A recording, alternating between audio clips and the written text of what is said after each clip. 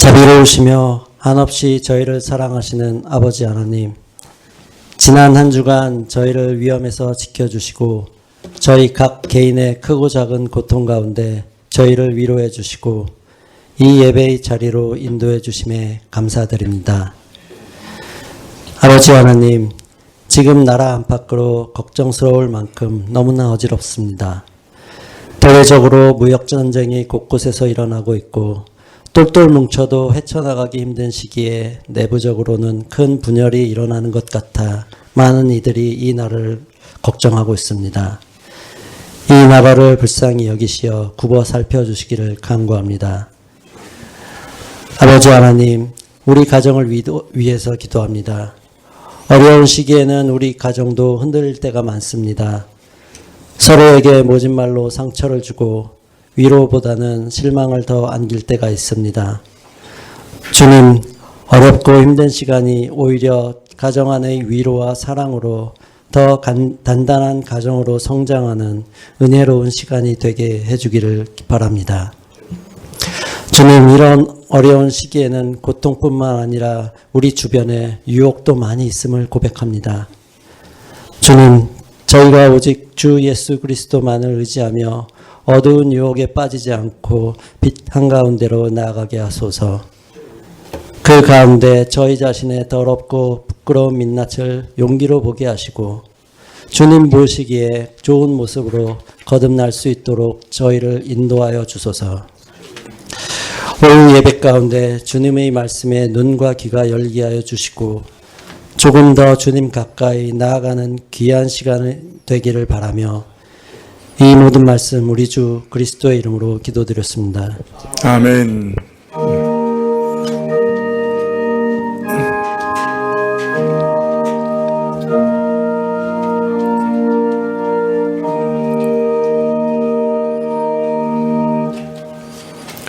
예, 누가 물 한 잔만 좀 가져다 주시면 좋겠습니다. 제가 물을 다 쏟아버렸어요. 말씀은 사무엘하 11장 1절부터 5절까지 말씀입니다.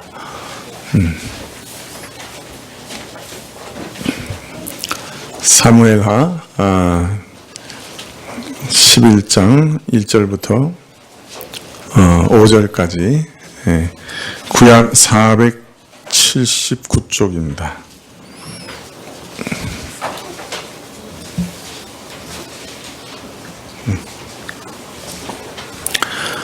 한 절씩 교독하시죠. 해가 돌아와서 왕들의 출전할 때가 되매 다윗이 요압과 그 신복과 온 이스라엘 군대를 보내니 저희가 암몬 자손을 멸하고 랍바를 에워쌌고 다윗은 예루살렘에 그대로 있으니라.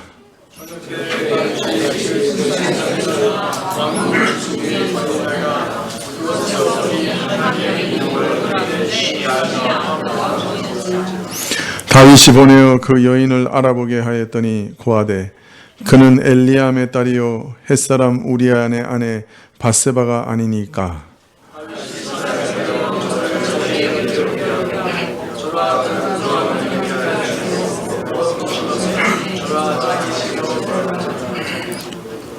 여인이 잉태함에 보내어 다윗에게 고하여 가로되 내가 잉태하였나이다 하니라.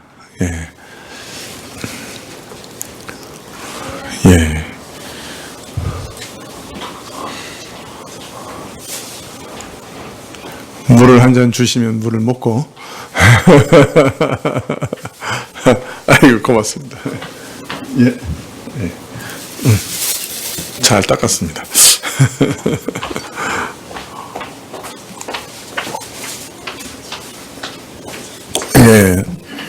오후 시간에 우리 귀한 목사님들 말씀 듣느라고 사무엘하는 좀 쉬었습니다. 저 자신으로서는 계속 쉬면 좋겠는데 그랬다가는 또 목사가 일 안 한다고 소리를 들을까봐 더 쉬지는 못하고 자, 우리가 지금까지 사무엘 하 말씀을 이제 쭉 살펴봤는데요. 지금까지는 다윗이 승승장구하며 상승곡선을 그리는 그런 모습이었죠. 남유다의 왕으로 기름을 받았습니다. 다윗은 북이스라엘과의 경쟁에서 이겼습니다. 이스라엘을 통일합니다. 이어서 예루살렘을 점령합니다. 왕도로 삼고 언약궤를 모셔옵니다. 지금까지 이스라엘을 괴롭히던 주변 왕국들을 차례로 정복합니다. 전쟁을 승리로 계속 이끕니다. 동시에 내부적으로는 정치, 행정, 종교적 제도를 완비하고 심지어 사울 왕가의 후손을 후대함으로 나라를 견고하게 세워갑니다. 사무엘하 10장에서는 다윗이 정복 전쟁을 하되 그 마지막 대상인 암몬을 정복하게 된 계기와 과정을 말하고 있습니다. 다윗에게 호의적이었던 암몬 왕 나하스가 죽자 다윗이 조문사제를 보냈습니다. 그러나 이 아하스가 죽은 이후 그 남은 신하들은 참으로 그 아들 한운을 어리석은 말로 충동합니다. 그래서 조문사제를 심히 모욕하게 하지요. 그리고 다윗과의 전쟁은 불가피하게 된 것으로 판단한 한운이 강력한 아람왕 소바를 비롯해서 여러 아람 족속의 군대를 빌려옵니다. 용병으로 빌려옵니다. 다윗과 전쟁을 합니다. 그러나 첫 싸움부터 여지없이 패합니다. 한편 이스라엘로부터 의외의 패배를 당한 아람 나라들은 특히 그중 가장 강력한 소바의 하닷 에셀 왕은 패배를 설욕하고자 저 멀리 유브라데스 강 상류 지역에 있는 아람의 여러 나라 군대까지 동원해서 이스라엘과 다시 전쟁을 벌입니다. 이번에도 패배합니다. 연속 두 번에 걸쳐 패배하자 아람 왕들은 오히려 이스라엘과 화친하고 이스라엘을 섬기는 속국이 됩니다. 더 이상 암몬을 도와 이스라엘과 전쟁하기를 두려워합니다. 이제 남은 것은 전쟁의 빌미를 제공하고 전쟁을 시작한 암몬 족속뿐입니다. 그래서 오늘 말씀에 보면 해가 바뀌고 왕들이 출전할 때가 되자 다윗은 요압과 그 신복과 온 이스라엘을 내어보냅니다. 이스라엘의 군대가 암몬 족속을 멸하고 암몬의 왕도인 랍바를 포위합니다. 이제 성 하나만 무너뜨리면 이스라엘 주변의 모든 나라는 다 평정됩니다. 정복 전쟁은 이제 마지막 단계입니다. 그런데 바로 암몬 왕도 랍바의 함락을 눈앞에 두고 주변 열국의 정복을 마무리하는 순간에 다윗이 외치와 내치 모든 부분에서 성공과 승리를 거머쥐는 그 순간에 이스라엘 왕으로서 다윗의 명성과 위치가 그 절정에 이른 때, 개인적으로는 그 인생의 정점에 선 때 참으로 이해할 수 없는 불행한 사태가 터집니다. 그것은 다윗이 남의 아내인 밧세바를 왕의 권위로 강탈하는 죄를 범하고 충직한 장군 우리아를 배신하여 비열하게 죽이는 일이었습니다. 다윗은 이 일로 인생의 가장 높은 정점에서 정말 수직 낙하합니다. 요새 말로 그런 거 있죠. 낙하산도 안 주고 뛰어내리겠다고. 바로 그렇게 됩니다. 네. 사무엘하는 11장부터 다윗의 범죄와 또 그 범죄로 인한 하나님의 징계, 그로 인해 고초와 연단을 받은 사실을 매우 자세히 기록합니다. 11장 이후 다윗의 인생에 기쁘고 좋은 날은 별로 없습니다. 우울하고 고통스럽고 어두운 나날이 계속되는 것을 볼 수 있습니다. 성경은 이 일의 시작을 이렇게 기록하고 있습니다. 사무엘하 11장 1절에 해가 돌아와서 왕들의 출전할 때가 되매 다윗이 요압과 그 신복과 온 이스라엘 군대를 보내니 저희가 암몬 자산을 멸하고 랍바를 에워쌌고 다윗은 예루살렘에 그대로 있느니라. 암몬의 왕도 랍바의 함락을 눈앞에 두고 있습니다. 그런데 다윗은 전장에 있지 않고 예루살렘에 머물러 있었습니다. 많은 분들은 이 왕들이 출전할 때라는 말씀을 주목하여 다윗이 타락한 이유를 여기서 찾습니다. 즉 왕들이 출전할 때라는 말은 다윗이 마땅히 군사를 이끌고 출전해야 하는 때 예루살렘에 머물러 있었다는 사실을 넌지시 지적하는 말씀이라는 것입니다. 왜 출전해야 하는데 예루살렘에 안일하게 그대로 있었느냐?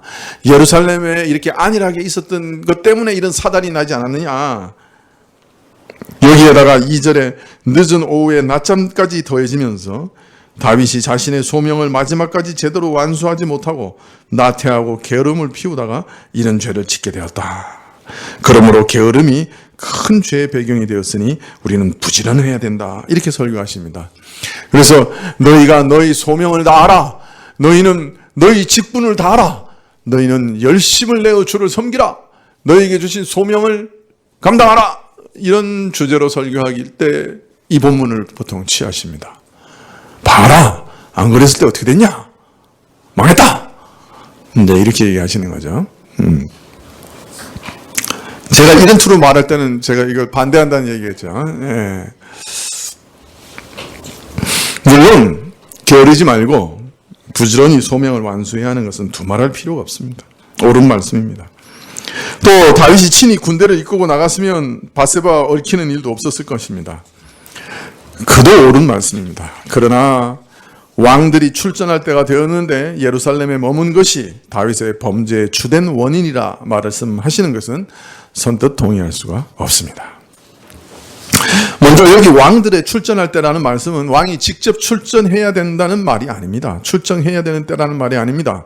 이 말은 해가 돌아와서 출전할 때가 되었다. 즉 전쟁에 적합한 봄이 되었다는 관용적인 표현입니다.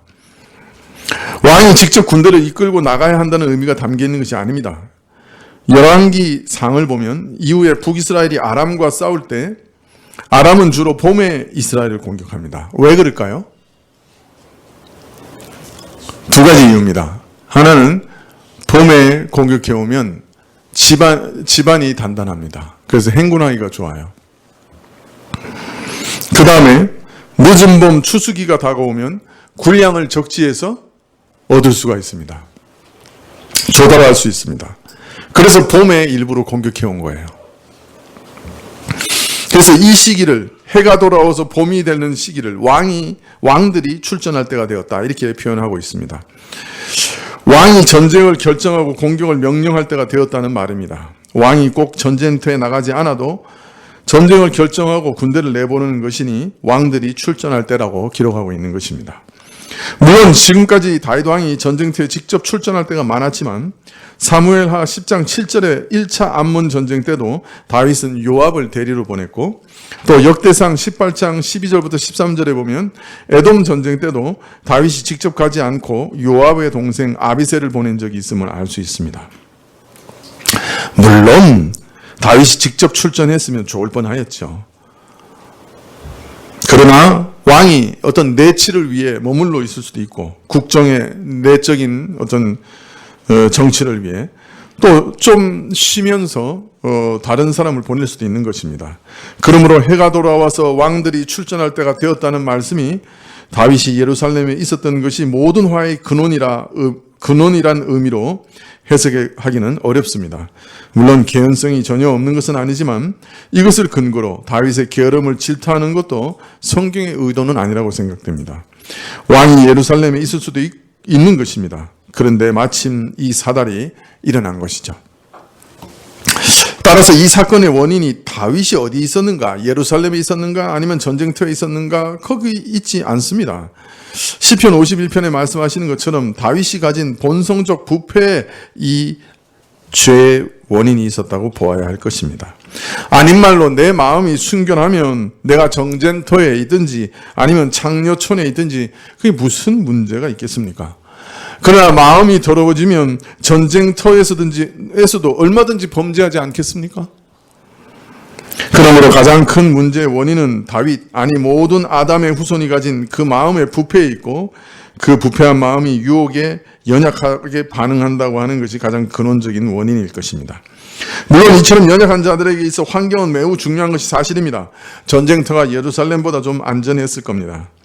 그러나 11장 1절 말씀이 다윗이 출전하지 않은 것이 범죄의 가장 큰 원인이라 성경이 가르치고 있다는 말씀에는 동의하기 어렵습니다.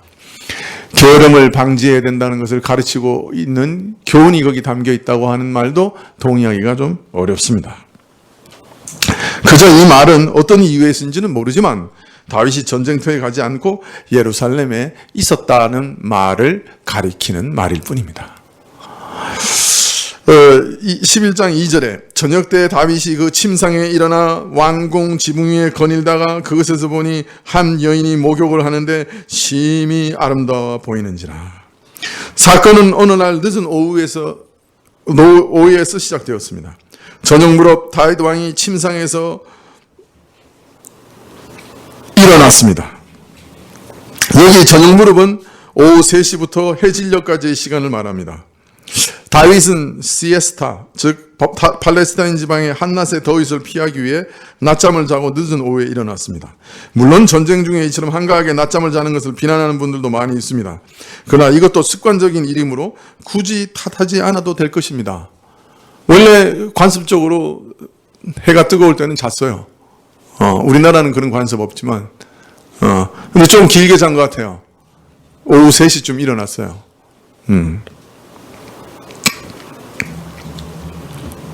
왕궁 옥상을 거닐던 중에 우연히 심히 아름다운 한 여인이 목욕을 하고 있는 것을 보게 되었습니다. 다윗은 옥상을 거닐었습니다. 한가하게 옥상을 거닐고 있는 것도 사람이 전쟁터에서 각박하게 지내다가 좀 여유를 가지고 있을 수 있는 일일 것입니다. 그러다가 한 여인이 모욕하는 것을 보았습니다. 통상 여인이 남이 볼 수 있는 곳에 모욕한다는 사실은 쉽게 이해되지 않는 일이라 어떤 분들은 바세바의 이런 행동이 다윗 왕을 유혹하기 위한 의도적인 행위였을 것이라고 추측합니다. 유혹하기 위해서 일부러 다윗이 보는 데서 모욕을 했다. 이렇게 이해하는 것이죠. 그러나 고대 근동 지방에서는 미음자 집이 많이 있었다고 합니다. 우물을 한가운데 두고 미음자로 집을 짓는 거예요. 그럼 어떻게 됩니까? 우물에서 모욕을 한다고 해서 옆집에서 볼 수 있습니까? 없습니까? 없죠. 미음자 집이니까. 근데 다윗은 왜 봤어요? 예? 옥상에서, 특별히 시온산에 다윗집이 있으니까 약간 높은 곳에 있는 거예요, 집이. 그러니까 보통 미음자 집 안에 있는 그 개인 우물에서는 옆집에 볼 일이 없죠. 그러니까 뭐 마음 놓고 모욕도 하고 그러는 건데, 이게 다윗은 이렇게 높은 지역에 왕궁이 있었으니까 거기다가 또 옥상에 가서 내려다 봤어요. 그러니까 보인 거예요. 그러니까 이게 바세바가 의도적으로 유혹한 것이라고 하는 것을 여기서 어떻게 끄집어낼 수 있겠어요? 불가능하죠, 사실은.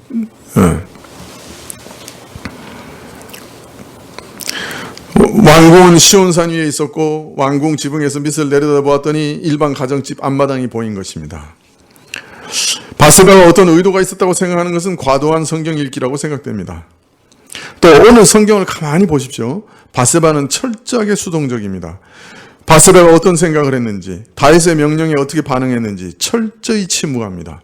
그리고 반대로 다윗의 범죄 행위는 매우 세밀하게 뚜렷하게 부각되고 있습니다.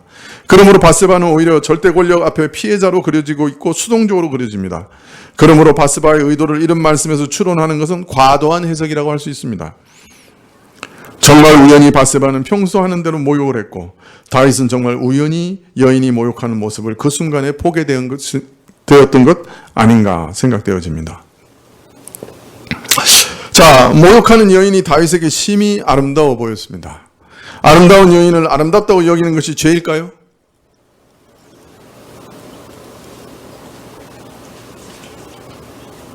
아니, 이런 흥미진진한 얘기를 읽고 있는데 좋아하는 사람이 있어요. 이상합니다.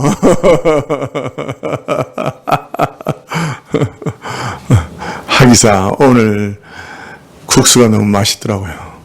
저도 과하게 먹고 지금 숨쉬기가 약간 곤란한데 여러분은 오죽하겠습니까? 자, 다시 본론으로 돌아와서 아름다운 여인을 보고 아름답다고 느끼는 게 죄입니까? 아닙니까?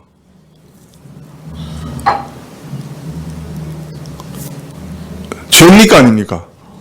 아니죠. 여러분 장미를 보고 장미가 예쁘다고 보는 게 죄입니까? 아닙니까?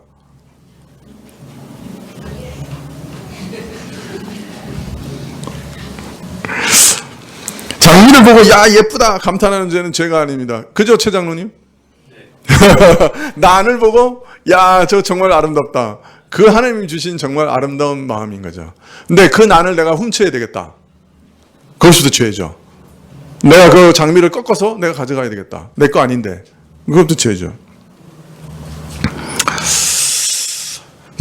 내 것이 아닌데 내가 가져가게 되겠다는 탐심을 품으면 그것이 죄입니다. 다윗은 사람을 보내어 그 여인이 누구인지 알아보게 했습니다. 많은 분들은 또 여기서 다윗의 행위를 비난합니다. 어여쁜 여인을 보았더라도 눈을 돌리고 피해야지. 알아보기는 왜 알아봐? 물론 현재와 같이 일부 일처제 하에서는 어여쁜 여인을 보면 그가 누구인지 알아보면 안 됩니다. 여러분과 저는 즉시 눈을 돌리고 피해야 됩니다. 믿으십니까? 여러분, 여러분의 눈에 파수꾼을 세워야 됩니다. 믿으세요? 결혼 안 한 사람은 예외입니다. 결혼 안 한 사람은 알아볼 수 있습니다. 저 아름다운 여인이 누군가, 저 멋있는 남자는 누군가. 그러나 조국이 보고 눈 돌려야 됩니다. 그 멋있는 머리카락 이렇게 올린다고 계속해서 쳐다보고 있으면 그거는 범죄 행위가 될 수 있습니다. 네? 그건 자연스러운 거라고요? 안 됩니다. 눈을 감으십시오. 조국이 보고 다 눈 감으세요. 예. 텔레비전에 나온다고 다 눈 크게 떠가지고 무슨 얘기하느냐는 아무 상관없어. 조국이가 한번 언제 머리카락을 이렇게 올리느냐.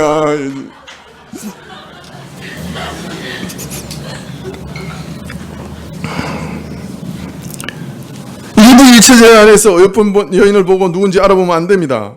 그러나 다윗 당시에는 일부 일처제가 아니었어요. 다윗은 이미 많은 아내와 첩들을 거느리고 있었습니다.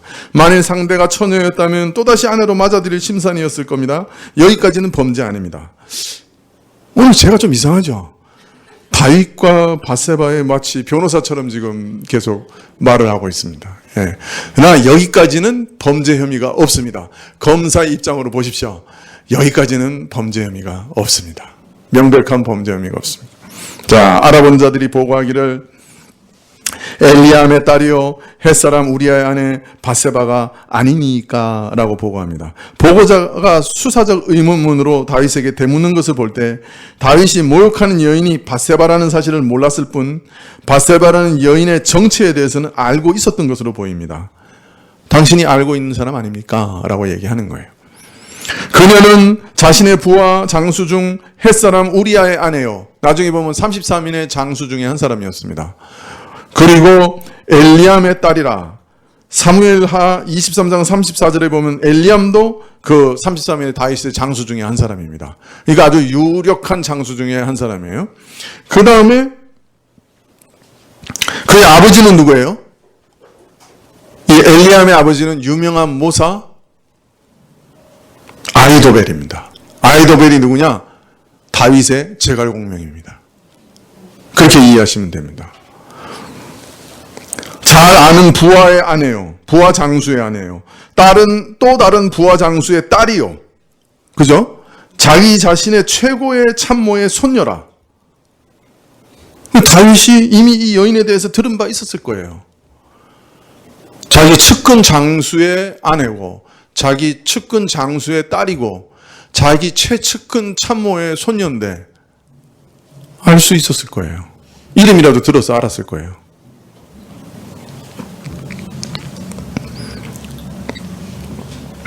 다른 말로 말하면 다윗은 이 여인이 누구며 동시에 누구에게 속한 여인인지 단번에 알았을 겁니다.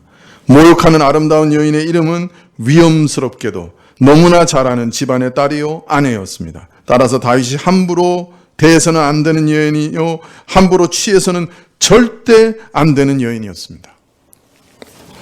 이처럼 바세바가 다윗의 측근 아히도벨의 손녀라는 사실은 나중에 다윗의 머리 위에 떨어지는 칼이 됩니다. 충성을 바쳤던 아히도벨은 자신의 손녀조차 배려하지 않은 다윗의 배신을 목격하고서 이후에 자신도 다윗을 배반합니다. 반란자 압살롬 편에 서게 됩니다. 다윗이 압살롬의 반역했을 때 가장 두려워했던 일이 무엇입니까? 가장 두려워했던 사람이 누굽니까? 아히도벨입니다. 압살롬이 아히도벨의 조언을 받아들이면 자신은 죽은 목숨이라고 생각했습니다. 자신이 뿌린 씨를 자신이 거두었던 것이죠.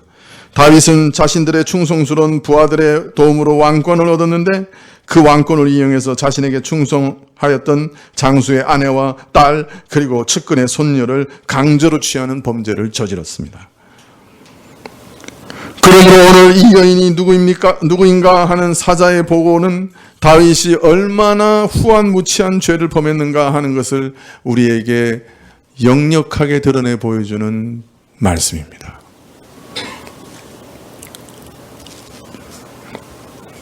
이쯤 되면 여자분들 입에서 이런 얘기가 나오지. 이건 짐승이야, 짐승. 이렇게. 그죠? 아주 후한무치한 일이에요. 다윗은 이 보고를 받았을 때 어떻게 해야 됐을까요? 여기서 멈춰야죠. 여기서 멈춰야 돼요. 여기서 멈추었으면 다윗의 인생은 달라졌을 겁니다. 이스라엘은 태평성대를 누렸을 겁니다. 어떤 면에서 모든 사람이 행복했을 겁니다. 그러나 그는 멈추지 않았습니다. 모든 문제를 항상 하나님께 묻고 하나님의 응답을 기다렸던 다윗이 이 문제는 상의 없이 저지집니다. 아니, 상의할 수도 없었겠죠. 사실 남의 아내의 여잔데 무슨 상의가 필요했겠습니까? 멈춰서야 되겠죠. 그런데 멈춰서지 않고 그냥 자기가 하고 싶은 대로 했습니다. 여기서 하나님께 기도했으면, 하나님의 도우심을 받았다면 얼마나 좋았을까요? 멈추게 해달라고 기도할 수 있었으면 얼마나 좋았을까요? 그러나 마음이 여인을 향한 정욕으로 치달았던 다윗에게 이 순간 하나님은 보이지 않았습니다. 다윗은 다시 사람을 보내어 남의 아내인 바세바를 데려왔습니다. 여기서도 어떤 분은 바세바에게 시비를 겁니다. 바세바가 다윗의 명령에 강하게 저항하지 않고 동조했다는 것입니다.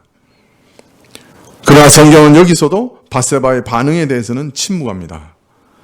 그래서 이 일에 대해서 많은 사람들이 상상력을 자극받고 또 여러 예술의 어떤 주제가 되기도 합니다. 유명한 화가 렘브란트는 목욕하는 바세바라는 그림을 그렸는데 어두운 배경으로 그려진 그림에서 바세바는 종이 쪽지를 하나 들고 고민에 빠져 있는 모습으로 바닥을 응시합니다. 들고 있는 쪽지에는 무엇이라고 쓰여 있었을까요? 상상하건대 입궁하시오. 아니면 차나 잠깐 한 잔. 무엇이 써져 있었는지는 모릅니다. 그러나 바세바의 반응에 침묵하는 듯한 성경이 사실은 바세바의 반응을 명백하게 기록하고 있는 게 사실이에요. 사무엘하 12장 9절에 하나님께서 나단을 통해 다윗의 죄를 지적하실 때 그 철을 빼앗고라고 분명히 얘기합니다. 강탈했어요. 강제로 취했어요. 바세바는 무죄입니다. 더하여 여기 사자를 보냈다고 얘기했는데 사자로 번역된 말은 복수형입니다. 다윗이 2 이상의 사람을 바세바에게 보냈습니다. 이는 바세바가 강압적으로 끌려오는 상황을 암시하는 말씀이죠. 바세바의 입장에서는 다윗의 악한 의도를 짐작하였다 할지라도 여러 명의 사자들이 강압적으로 전달하는 왕명을 쉽게 거부할 수는 없었을 겁니다.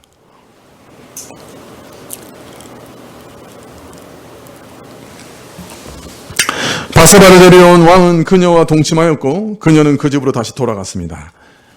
완전 범죄가 이루어지는 것 같았습니다. 이제 모든 것은 다윗의 뜻대로 된 것 같았어요.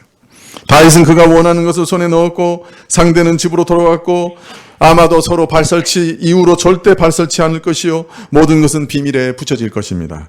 일시적인 욕망에서 비롯된 위기는 이제 잦아들었고 이 사실은 영구히 덮어지고 아무도 아는 사람이 없을 것입니다.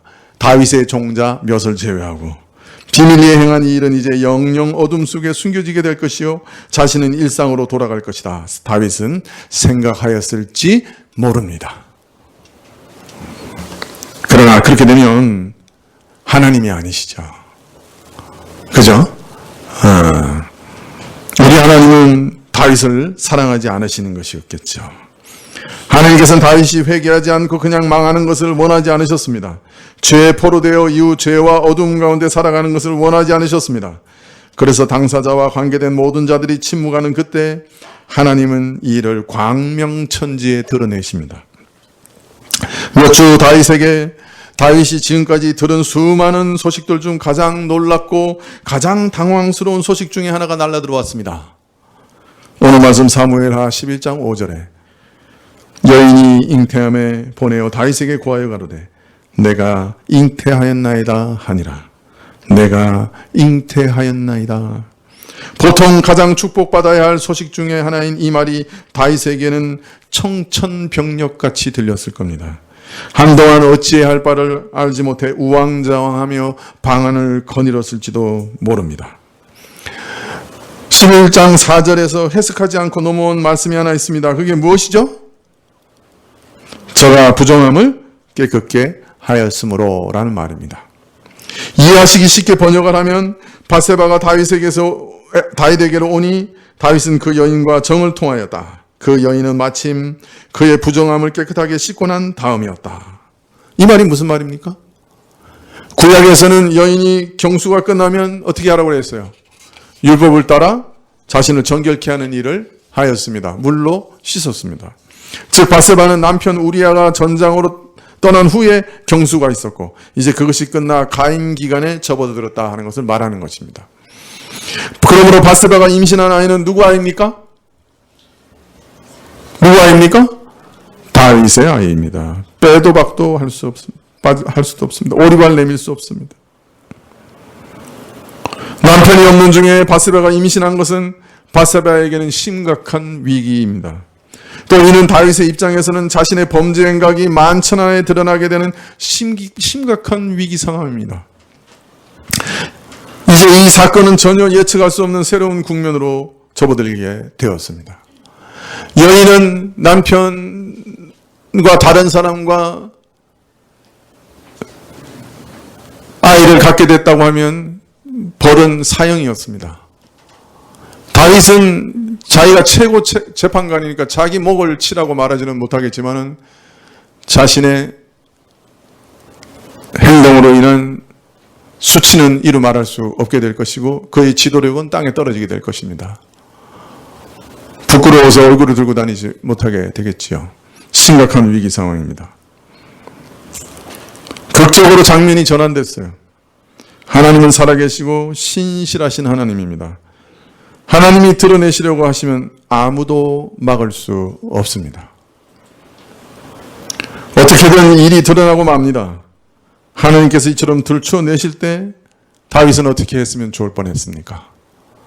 회개하고 하나님께 처리를 물어보았으면 좋을 뻔했습니다.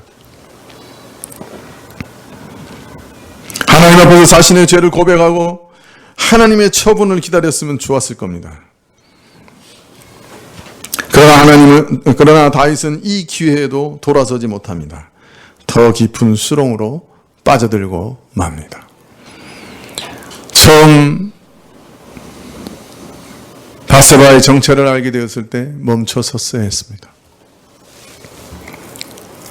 범죄한 후에 임신했습니다 하는 소리를 들었을 때 회개했어야 됐습니다. 기회를 놓쳤습니다. 우리는 오늘 말씀에서 지금까지 보았던 다윗과는 너무나 다른 다윗을 보게 되어 당황스럽습니다. 그러나 성경은 승승장구하며 우길승천하던 다윗도 그대로 묘사했던 것처럼 타락하고 범죄하고 우왕좌왕하고 악한 꾀를 내는 다윗도 그대로 묘사합니다. 성경은 이처럼 모든 것은 진실되게 기록한 기록물입니다. 고대의 모든 기록처럼 대상을 미화하거나 꾸며내거나 왜곡하지 않습니다. 성경은 우리 인간의 모습을 있는 그대로 적나라하게 다 기록합니다. 그래서 성경은 진실한 하나님의 말씀입니다.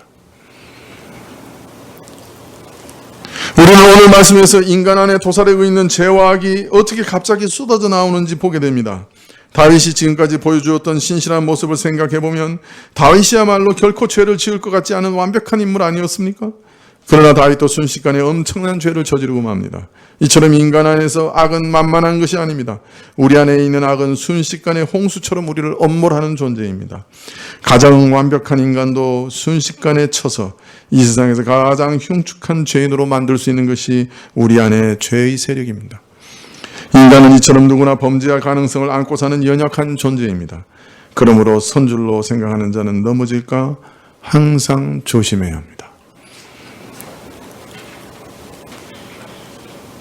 이번 사건에서 하나님께서는 처음부터 침묵하시는 것처럼 보입니다. 하나님께서는 이 일에 아무 간섭도 하지 않으시는 것처럼 보입니다. 그러나 사실 하나님은 침묵하시지 않았습니다. 선지자 나단이 오기 전에 하나님께서는 여러 번 회개의 기회를 주십니다. 오늘 바세바가 임신한 일도 하나님께서 쉽게 덮어질 일을 들춰내신 일이었습니다. 하나님께서는 성도들의 죄를 그냥 덮어두지 않으십니다.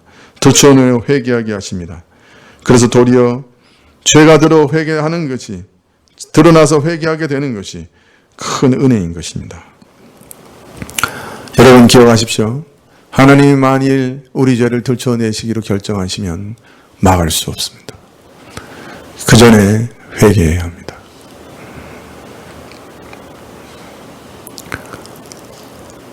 우리가 가지고 있는 죄악을 하나님이 들춰내셔서 세상에 알리시면 얼굴 들고 다닐 사람 누가 있습니까? 아무도 없죠. 하나님께서 참으로 오래 인내하시고 우리에게 자비롭게 행하셔서 오래 참으시는 겁니다. 그러나 회개하지 않고 끝까지 고집하면 하나님께서 들춰내실 수 있습니다. 하나님께서 들춰내시기 전에 먼저 죄를 깨닫고 회개해야 합니다. 그게 살 길이에요. 하나님께서 종종 오래 참으시지만 신자를 사랑하셔서 죄를 들춰내시고 아프게 회개하게 하시기도 합니다. 그 오래전에 죄를 들춰내시기도 합니다. 요셉의 형들이 요셉 앞에 억울한 일을 당했을 때 뭐라고 했습니까? 창세기 42장 21절에 그들이 서로 말하되 우리가 아우의 일로 인하여 범죄하였도다. 그가 우리에게 액을 할 때 그 마음의 괴로움을 보고도 듣지 아니하였으므로 이 괴로움이 우리에게 임하도다. 자신이 범죄한 후에 하나님 앞에서 회개하는데 15년 이상 걸렸습니다. 이처럼 하나님께서는 회개하지 않는 죄를 추적하시다가 오랜 시간이 지난 후에도 그것을 들춰내시어 회개케 하시기도 하는 겁니다. 그러므로 우리는 어찌하든지 회개하는 것을 미루지 말고 죄를 깨닫는 즉시 회개하여 살 길을 얻는 자들이 되시기 바랍니다. 여러분 마음속에 한 가지 약속을 하십시오. 내가 죄를 죄로 깨닫는 순간 나는 바로 회개하겠다. 여러분 마음에 스스로 약속을 하십시오. 나는 미루지 않겠다. 내가 내 죄를 깨닫는 그 순간에 나는 하나님께 회개하겠다. 하나님께서 회개의 기회를 주실 때, 혹 우리의 죄를 들춰내실 때 우린 바로 회개해야 됩니다. 그러면 삽니다. 그렇지 않으면 여러분 다윗이 그렇게 하지 않았는데 그 이후의 일들을 이제 보게 될 겁니다. 다음 시간에 하나님은 다윗에게 또 여러 번 회개의 기회를 주신 걸 보게 될 겁니다. 다윗은 그걸 다 놓치고 맙니다. 여러분 우리는 그렇게 살면 안 됩니다. 민감해야 됩니다. 들춰내실 때 바로 회개하시는 여러분 되시기를 소망합니다. 기도하시겠습니다.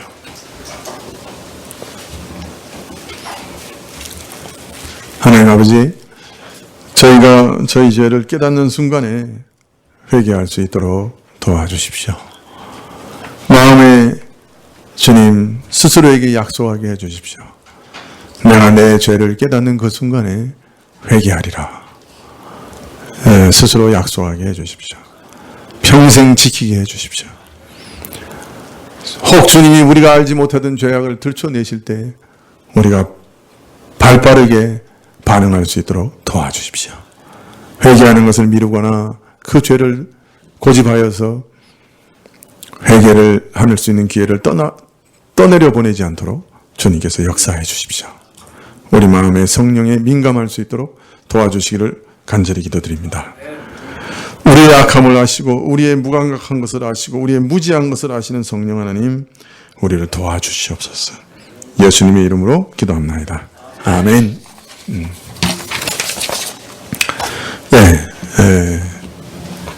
주님 가르치신 기도로 예배를 마치신 후에 우리가 이제 10월 달에 복음 축제가 있습니다. 매년 하는 것이라고 생각하지 마시고 1년에 한 번이라도 우리가 주변에 복음 전할 사람이 누가 있는가 돌아볼 수 있는, 그리고 초청할 수 있는 기회로 삼으시면 좋겠습니다. 또 이제 추석 주간을 맞이하는데요. 우리 부녀들이 또 마음고생을 좀 할 겁니다.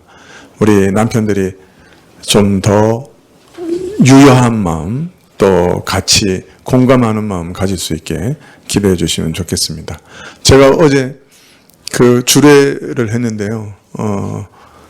그때 이런 얘기 했습니다. 매번 하는 얘기지만 남자와 여자는 정말 서로 다르고 정말 서로 이해하기 어려운 존재다. 그렇게 얘기했습니다.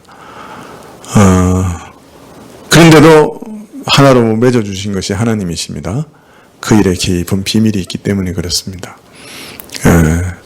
부녀들을 지켜주시고 남편들의 마음도 유효하게 해주시도록 기도해 주시면 좋겠습니다. 시영이가 어려운 모든 검사를 다 끝내고 월요일 날 이제 검사 결과를 기다리고 있는데요. 혹 하나님 뜻이면 현대의학의 도움을 받아서 그 밥을 먹은 다음에 계속 일어나는 여러 가지 소화불량이나 통증이 많이 완화되고 또 해결될 수 있도록 기도해 주시면 좋겠습니다. 조금씩 그래도 몸무게가 늘어나고 있는 그런 상황인 것 같은데 위를 늘리는 일이 굉장히 힘이 듭니다. 지금 계속 좀 더 먹으려고 노력하고 있기 때문에 위에서 좀 계속해서 기도해 주시면 고맙겠습니다. 네. 주기도문으로 기도하신 다음에 3가지 기도 제목을 가지고 기도해 주시면 좋겠습니다. 하늘에 계신 우리 아버지시여, 이름이 거룩히 여김을 받으시오며 나라에 임하옵시며 뜻이 하늘에서 이룬 것 같이 땅에서도 이루어지이다. 오늘 우리에게 일용할 양식을 주옵시고 우리가 우리에게 죄 지은 자를 사하여 준 것 같이 우리 죄를 사하여 주옵시고 우리를 시험에 들게 하지 마옵시고 다만 악에서 구하옵소서. 대개 나라와 권세와 영광이 아버지께 영원히 있사옵나이다. 아멘.